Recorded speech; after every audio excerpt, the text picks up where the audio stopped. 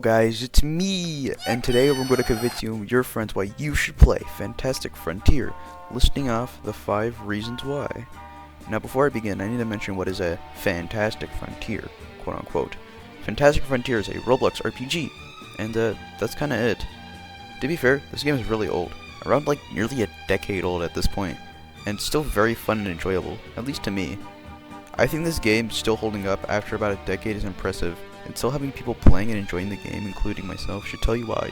You should, check it out. Now, before I go into my reasons why Fantastic Frontier is so fantastic, I need you to listen very carefully. I want you to listen to the video, because I'm not asking. You should listen. Number 1. The designs. This falls under structures, environments, armor, weapons, and all that jazz, I think the design elements of certain weapons and armor make the game a lot more intertwined with the environment, rather than clashing as much as it should be. This is also a game where you can mag dump a rat demon while wearing a suit and bunny ears. So, yeah, who am I to complain? On a more serious note, this style still holds up and looks amazing. There's nothing really to complain about, it's just good. For the armor sets, it's also really good. Most of them I really enjoy, and are not usually broken, except one, but hopefully it'll be fixed in the future because it's also really cool. And yeah, most of this game is just super grounded. There's nothing too wacky, but it does love being a really wacky game at most points, and it just really goes into the environment very well. And there is another area that I will not get around to talk to you in this video, but also it's just maximum wacky, and it's just really cool. I just love it. It's just so good. Number 2, the mechanics. By mechanics, I mean things like abilities, planting, and fishing come to mind most often. Some abilities in the game come with abilities. For example, let's use Rat Boy's handgun. Rat Boy's handgun has a really niche ability that is arguably one of the best abilities in the whole game. The ability allows you to one-shot any enemy if their HP is under or around 10%, which is a very good ability. To put that into example, let's take a boss, the Lost. The Lost is around 65,000 HP. If you divide by 10, you get around 6,500 HP, which is around the HP you'd insta-kill the boss with the ability. Using this ability without this margin doubles your range stat and adds it to the already high damage ability. So if let's say for example you have 250 range damage, double that and add it to the ability, which does around 700 damage. I meant to say around 1,175 damage, not 1,700, if the margin is not 10% or lower. The only issue with this weapon is that you cannot tell what HP the boss is at to use it effectively. If you can't use it effectively, you're not doing too much damage and you're losing out on DPS. Still a really good ability. Really good. Fishing I could describe very easily. Just catch with a fishing rod and pray to RNG that you get the right thing.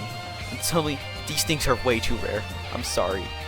Now, another mechanic I want to mention before moving on is planting. Planting is a mechanic which is one of the biggest money makers in the game.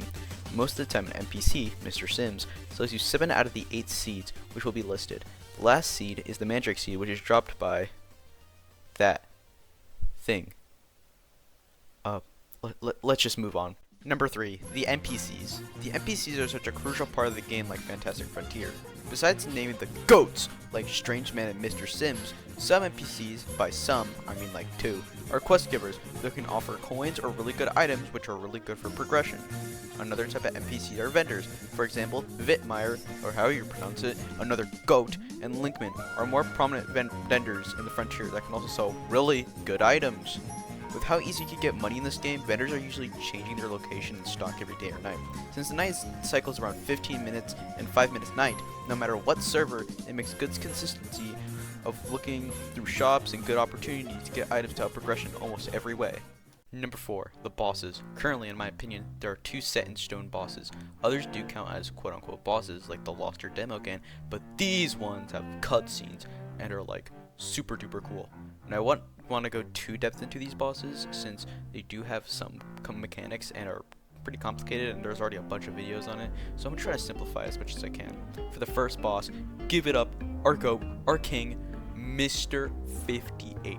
Mr. 58 is the final boss of the Otherworld Tower with an HP stat of 58,000, along with his 3 head things that have their own unique attacks, along with Mr. 58's own Big Doom Ray attack, or whatever it is. I personally love fighting Mr. 58. You can't exactly cheese it most of the time, and has a consistent flow through the whole entire fight, without pressuring the player or being too much of an issue.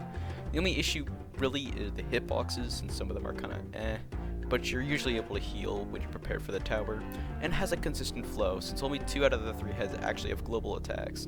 That's it for Mr. 58. For the next boss, it's Circus, the final boss of the nightmare.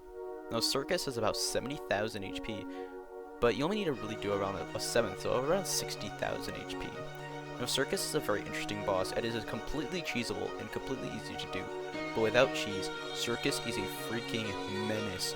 Circus attacks are very, very fast, and with a rounded defense I have about 88, not only can he do the same, if not more damage than Mr. 58, like I said, Circus attacks extremely fast, a lot more than Mr. 58.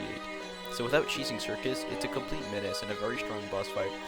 Too bad you can just ride on its neck for 90% of the fight and game and hit you. Somehow, it's a rat, so I highly doubt it's I don't know why it's a rat, I don't know. Number 5, replayability and pacing. I was gonna end this video off with a haha drip game, oh my god this game is such a cool drip, but I think there's something that might convince you to play and enjoy this game.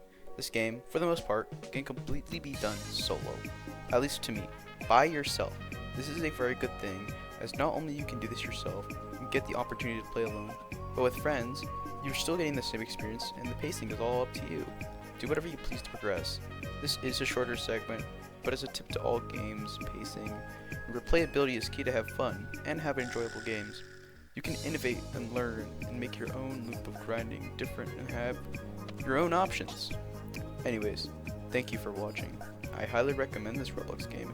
Too bad it's mostly relegated to PC, but if we get to mobile, anywhere else, I sure think it will be an amazing game with an eventual update inching closer to release. If you want to see guides on other stuff like Towers or Circus or any content about this game or even other Roblox games, really anything, comment below. I would love to see your comments and suggestions. Thank you once more, and I hope you enjoyed it. Also, for today's lesson, screw spikers.